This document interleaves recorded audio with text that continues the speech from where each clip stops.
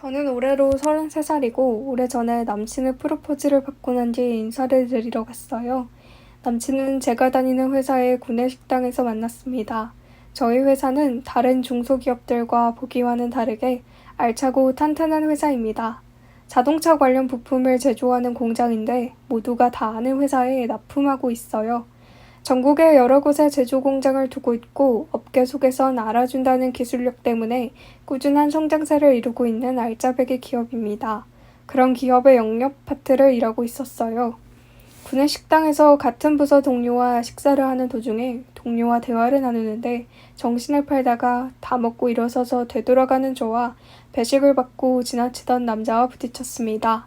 그 바람에 한가득 담고 가던 그 남자의 식판에 있던 음식이 제 옷에 다 엎어지게 되었어요. 한 사람의 잘못이라고 할 것도 없었기에 딱히 상관없었습니다. 하지만 그러기에는 아이보리색 블라우스와 정장 바지가 국물로 완전히 뒤덮여서 제 꼴이 더 말이 아니었습니다. 상대방 남자도 흰 셔츠에 빨간 국물이 물들어서 불만했지만 저만큼은 아니었기에 어쩔 줄 몰라 했었죠.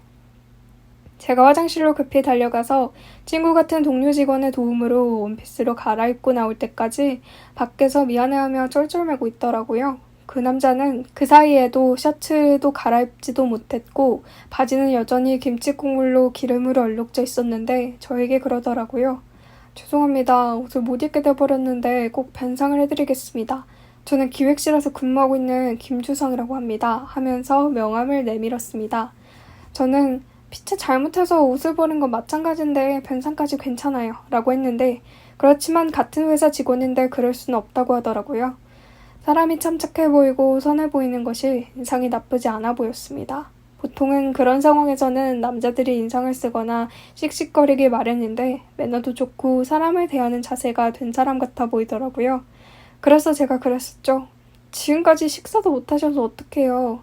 그래서 제가 아빠에게 전화를 해서 아빠 셔츠와 정장옷을 한 벌 가져다 달라고 했습니다.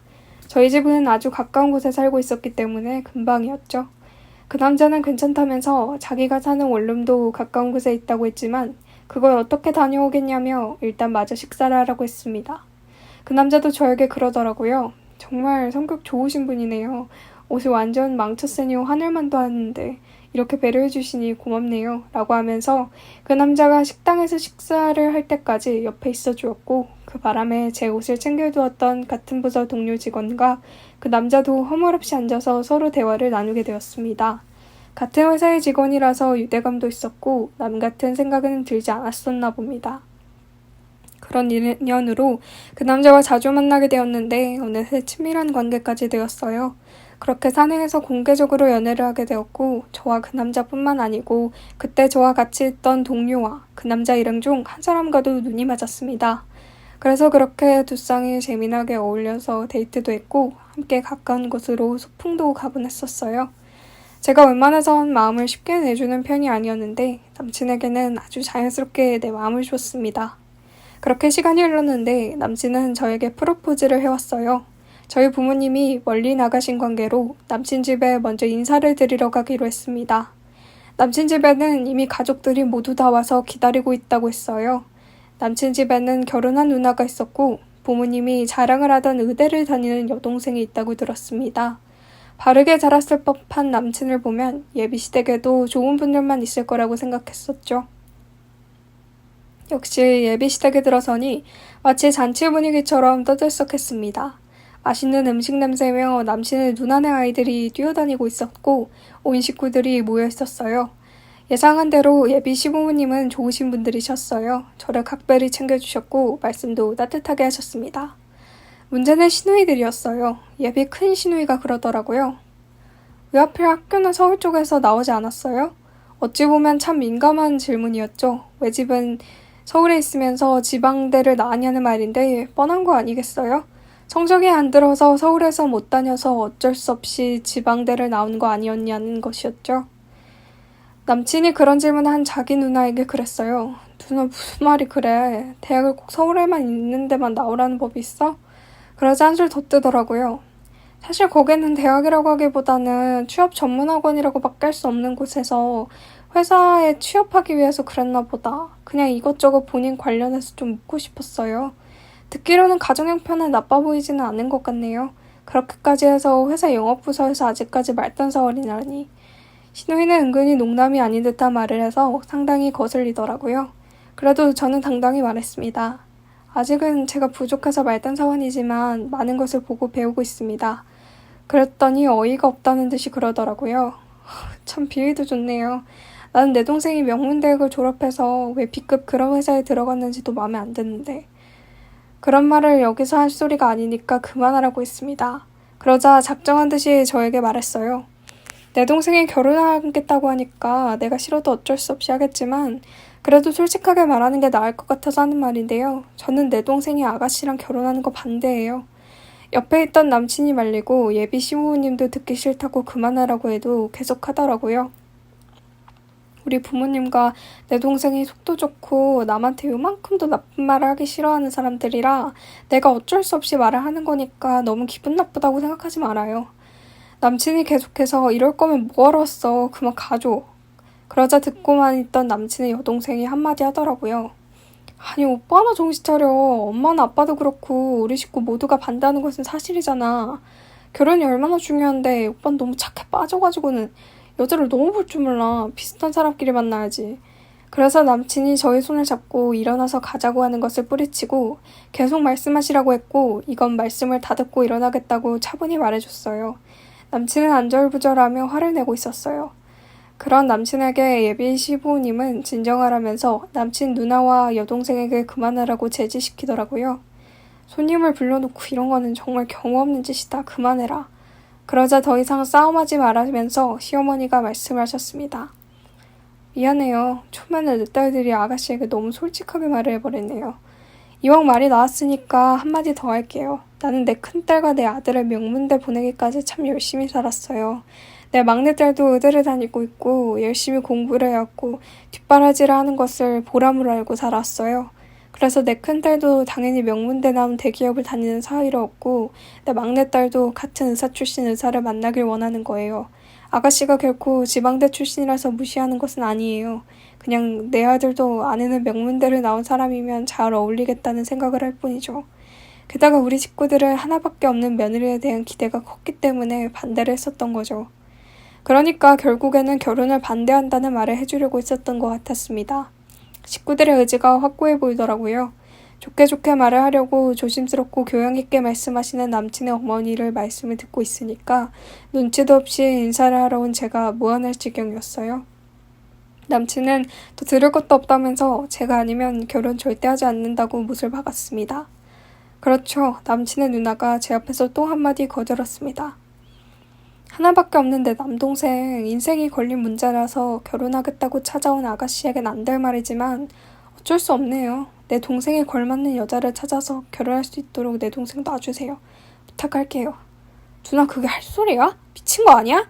예비 시부모님은 아무 말씀도 없으셨고 의대생이라는 남친의 여동생도 또 한마디 거들었습니다. 그래요. 그렇게 하세요. 우리 오빠랑 결혼한다고 해도 이렇게 우리 식구들이 결혼 반대했었다는 걸 알았는데 행복하겠어요? 저희도 그렇게 껄끄러운 사이는 되고 싶지 않네요. 어떻게든지 결혼을 못하게 하겠다는 의지가 엿보였습니다. 남친은 옆에서 계속해서 자기 가족들한테 무척 실망했다면서 어떻게 사람을 초대해놓고 이런 무례가 어딨냐고 야물딱지게 말을 했습니다. 저는 그냥 조용히 넘기려고 가만 듣고만 있다가 말을 꺼냈습니다. 내 말씀 잘 들었습니다. 저는 주성씨 말만 믿고 결혼을 이렇게까지 할 일이라고는 미처 생각지 못했습니다. 그러니까 저의 결혼을 반대한다는 이유가 정확히 제가 지방대 출신이라서 그러시는 걸로 잘 이해를 했습니다만 지방대를 나왔다는 이유 하나만으로 저를 다 안다고 착각하지 마세요. 이왕지사 저에게 솔직하게 말씀들을 하시니까 저도 마지막으로 솔직하게 한 말씀 올리고 가겠습니다. 배울 만큼 배우신 분들이 잘난 척하고 무조건 자기보다 못한 사람들이라고 단정해버리는 무식한 인간들이 참 많구나 생각했네요. 부끄러운 줄도 모르고 속내를 드러내다니 구역질을 하려고 합니다. 남친의 누나와 여동생이 눈치껏대면서 그러더군요. 뭐라고요? 말하는 것 좀 봐. 못 배운 티를 내고 있는 것을 보니 말이 지방대지 그 많은 지방대들도 못 들어가서 겨우 지방대의 흉내만 내는 곳을 겨우 졸업했으면서 말하는 것 좀 봐. 얼굴에 철판을 깔아놨네. 조용히 입 다물고 가세요. 네, 그러죠. 저도 더 이상 정말 어울리지 않는 이런 집안과 인연을 맺을 생각이 없습니다. 하지만 잘못하신 게 있어서 정정해서 말씀을 드리네요. 저는 여러분도 들으면 아실 만한 미국의 유명 대학에서 석사학위를 땄고 지방에는 자동차 관련 대학은 제 아버지가 운영하시는 회사의 관련 기술을 이해하기 위해서 자동차에 관해서 공부를 했던 겁니다. 거기에는 제 아버지 회사 공장이 있었기 때문에 근무도 했었고요. 그래서 피치 못하게 지방에서 최종 학력이 생긴 거죠. 그동안은 제 아버지의 회사를 물려받기 위해서 철저하게 경영 수업의 일환으로 말단 사원으로 아무도 모르게 재직 중이었고요. 남친을 포함해서 이게 무슨 소리인가 하고 다들 눈만 끔뻑거렸습니다. 그리고 제가 명함을 예비 시부모님께 드렸습니다. 최근에 제 명함을 다시 만들었습니다. 제가 전면에 회사 대표로서 경영일선에 나서게 되었습니다. 저희 아버지가 저희 회사 회장으로 계시기에 뒤에서 저도 서포트하기로 했고 마침 주성 씨가 일도 잘하고 성실한 점도 인정받았기에 사위로 낙점해 주셨는데 매우 아쉽게 되었습니다. 그리고 그냥 그 자리에서 일어섰습니다. 예비 시부모님과 그 집 식구들이 모두 입을 떡 벌렸어요. 남친의 누나 여동생이 그러더라고요. 이거 사기친 거 아니야? 전현이 무슨 대표라는 거야. 오빠 이게 사실이야? 완전히 사색이 되어서 까무러치기 일보 직전이었습니다. 그렇게 해서 저는 남친과 헤어지기로 마음을 먹었고 남친은 미안하다고 매달렸지만 소용이 없었어요. 저는 남친에게 그동안 비밀로 경영 수업을 받느라 저의 진짜 모습을 밝힐 수 없었다고 했고 회장인 아버지가 사윗감으로 마음에 들어 있었고 내부적으로도 기획실장으로 승진을 앞두고 있었는데 이렇게 되었으니 알아서 퇴사하라고 말해주었습니다. 저에게 울면서 무릎을 꿇고 자기 식구들을 용서하라고 했는데 뒤도 돌아보지 않고 와버렸습니다. 그 다음날 사내망에 저희 취임을 알리는 문석을 뜨게 되었고 그 말을 들은 남친 누나와 여동생이 남친을 만난다는 핑계로 회사를 찾아왔습니다. 그래서 남친은 지방으로 자천되어 인사이동이 시작되었다는 것을 알게 되었고 퇴사를 결정하고 짐 싸들고 나오는 남친을 마주하게 되었습니다. 그랬더니 저를 만나게 해달라고 사정사정을 하며 버티고 있다고 했는데 제가 퇴근할 때까지도 회사 정문 앞에서 진을 치고 버티고 있더라고요. 하지만 만나달라고 애원해도 소용이 없었습니다. 제가 할 일 없이 수준 맞지 않는 인간들을 만날 이유가 없었던 거죠. 저에게 주구장창 전화를 하고 톡으로 잘못했다. 정말 죽을 죄를 지었다. 한 번만 만나서 용서를 빌게 해달라고 귀찮게 했습니다. 그래서 딱 한마디만 하고 차단했습니다. 그래, 특별히 한 번만 용서해 줄 테니 연락하지 마세요. 그랬더니 주제 파악을 했는지 어떤지 현재는 잠잠해졌습니다. 제가 일부러 남친을 속이려 했던 것은 아니었지만 제 본 모습을 모두 오픈하지 않은 것이 신의 한 수였다는 생각이 듭니다. 겉만 교양 있는 척 무늬만 지식인인 척하는 인간들을 잘 걸러냈습니다. 여러분도 간판만 보고 사람을 판단하지 마시기 바랍니다.